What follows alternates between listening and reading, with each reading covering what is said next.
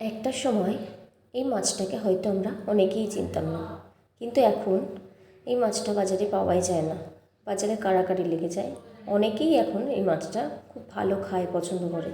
মাছটা বানানোর জন্য প্রথমে কড়াইতে জিরে, শুকনো লঙ্কা একটু ভাজা করে নিয়ে দুটো বড় সাইজের পেঁয়াজ কুচো করে কেটে সেটা ভেজে নেব। হালকা কালারটা চেঞ্জ হয়ে গেলে এর মধ্যে আমি পেঁয়াজ বাটা দেব। এই মাছটা রান্না করার জন্য আমি দুরকমভাবেই পেঁয়াজটাকে ব্যবহার করি। এরপর দেব কাঁচা লঙ্কা বাটা, দেব আদা বাটা বড় চামচের 1 চামচ, এরপরে হলুদ গুঁড়ো, জিরে গুঁড়ো, দেব রসুন বাটা, দেব একটা বড় সাইজের টমেটো কুচি, আর এতে দেব স্বাদ মতো নুন দিয়ে মশলাটাকে সব কিছুর সাথে ভালো করে নাড়াচাড়া করে নিয়ে এই সময় মাছগুলোকে দিয়ে দেবো। হ্যাঁ, বানাচ্ছি আজকে লোটে মাছের ঝুড়ি। মাছগুলোকে প্রথমে ধুয়ে নিয়েছি ভালো করে, এরপরে এরকম গোটা গোটাই দিয়ে দেবো।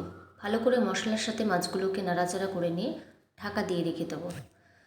যখন মাছগুলো এরকম ছেড়ে যাবে গা থেকে, এই সময় আমি কাঁটাগুলোকে বার করে নিই। আমার এইভাবেই রান্নাটা করতে সুবিধা হয়, কাঁটাগুলো ছাড়াতেও এই সময়টা বেশি সুবিধা হয়। তো ভালো করে মাছটাকে একদম শুকনো শুকনো টাইপের করব, জলটা যাতে ভালো করে শুকিয়ে যায়। বারবার একটু ঢাকা দিয়ে আস্তে আস্তে করে একদম কম আঁচে মাছটাকে রান্না করব।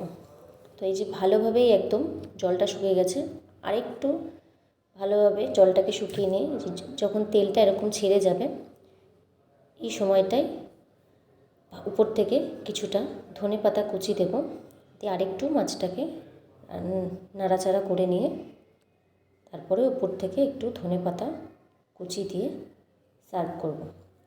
আমি এইভাবেই মাছটাকে রান্না করি। আপনারা কেমনভাবে মাছটাকে রান্না করেন জানাবেন।